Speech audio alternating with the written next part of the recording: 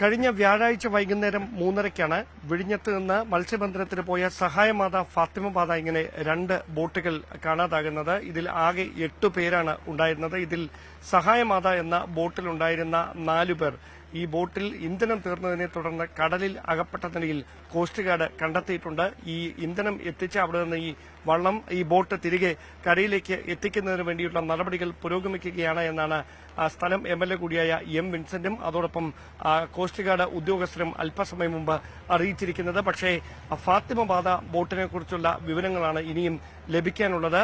ആശങ്കയുടെ വേലിയേറ്റം തന്നെയാണ് മത്സ്യത്തൊഴിലാളി കുടുംബങ്ങളിൽ.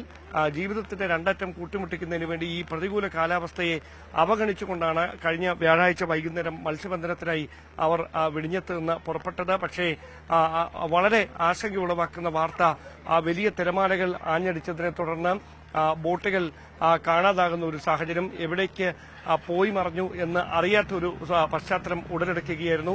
അങ്ങനെയാണ് ഈ മത്സ്യത്തൊഴിലാളി കുടുംബങ്ങളെ മുഴുവൻ ആശങ്കയിലാക്കുന്ന, വേദന ഉളവാക്കുന്ന വിവരങ്ങൾ പുറത്തു വന്നത്. ഇപ്പോൾ ഏറെ പ്രതീക്ഷയോടെ കനത്ത മഴയെ അവഗണിച്ചുകൊണ്ട് ഈ ദേവാലയത്തിന്റെ പരിസരത്ത് കാത്തിരിക്കുകയാണ് അവരുടെ ബന്ധുക്കൾ. അവർ നമ്മളോടൊപ്പം ചേരുന്നു.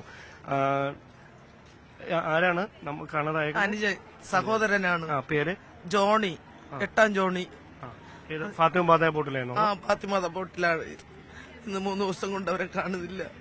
അവരെവിടെയാണെന്ന് ഞങ്ങൾക്ക് അറിയാൻ പറ്റണില്ല. ബാക്കിയുള്ള മക്കളെല്ലാം വന്ന് ചേർന്നുകൊണ്ടിരിക്കണമെന്ന് പറയണ ഇവരുടെ ഒരറിവ് ഞങ്ങൾക്ക് കിട്ടുന്നില്ല. ഞങ്ങൾ മുക്കോല താമസിക്കുന്നു. മുക്കോലയാണ് ഞങ്ങൾ താമസിക്കുന്ന ഒരു അനുജത്തിയുടെ ബോട്ടിലാണ് പണിക്ക് പോയത്.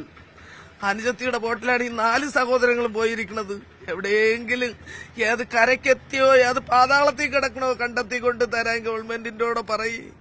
എവിടെ കിടക്കണമെങ്കിലും കൊണ്ട് തരാൻ വേണ്ടി ഞങ്ങളെ സഹോദരങ്ങളെ ജീവൻ നഷ്ടപ്പെട്ടുകൊണ്ടിരിക്കുന്നത്. ദിവസം 3 കഴിഞ്ഞ് 3 ദിവസം കൊണ്ട് ഒരു വെള്ളത്തിൽ കിടന്ന് നീന്തല്ലേ.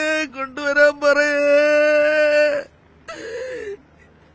കൊണ്ടുവരാൻ പറയാ. ഇതാണ് ആശങ്കയുളവാക്കുന്ന സാഹചര്യം. അന്വേഷണം പല വഴിക്ക് നടക്കുന്നുണ്ട്. കോസ്റ്റ് ഗാർഡിന്റെ 2 കപ്പലുകൾ ഇതുമായി ബന്ധപ്പെട്ട പരിശോധനകൾ നടത്തുന്നതിന് വേണ്ടി വിഴിഞ്ഞം തീരത്ത് നിന്ന് ഉൾക്കടലിലേക്ക് പുറപ്പെട്ടിട്ടുണ്ട്.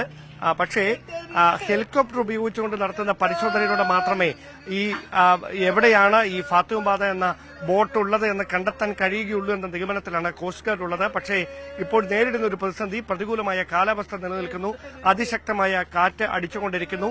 കടലാക്രമണ ഭീഷണി പല മേഖലകളിലും നിലനിൽക്കുന്നു. അതിനിടയിൽ ഹെലികോപ്റ്റർ ഉപയോഗിച്ചുകൊണ്ടുള്ള പരിശോധന ഈ ഒരു ഘട്ടത്തിൽ പ്രായോഗികമായി നടപ്പിലാക്കുന്നതിന് ചില തടസ്സങ്ങൾ ഉണ്ട് എന്നാണ് കോസ്റ്റ് ഗാർഡ് അധികൃതർ അറിയിക്കുന്നത്. ആ ഒരു പശ്ചാത്തലത്തിൽ തന്നെയാണ് ഈ 2 കപ്പലുകൾ ഉപയോഗിച്ചുകൊണ്ട് വ്യാപകമായ പരിശോധന തീരത്ത് നിന്നൊരു 4 നോട്ടിക്കൽ മൈൽ വരെയുള്ള പ്രദേശത്ത് ഇപ്പോൾ കോസ്റ്റ് ഗാർഡിന്റെ ഉദ്യോഗസ്ഥരുടെ നേതൃത്വത്തിൽ പുരോഗമിച്ചുകൊണ്ടിരിക്കുന്നത്. എന്തായാലും പ്രതീക്ഷയ്ക്ക് വകയുള്ള ഒരു വാർത്ത കേൾക്കാനുള്ള ആകാംക്ഷയിൽ കാത്തിരിക്കുകയാണ് ദിവസങ്ങളായി ഈ കാണാതായ ബോട്ടിലുണ്ടായിരുന്ന മത്സ്യത്തൊഴിലാളികളുടെ കുടുംബാംഗങ്ങളും ബന്ധുക്കളും. ക്യാമറമാൻ അരുൺ പാലോടിനൊപ്പം ഡാൻ കുര്യൻ, News 18.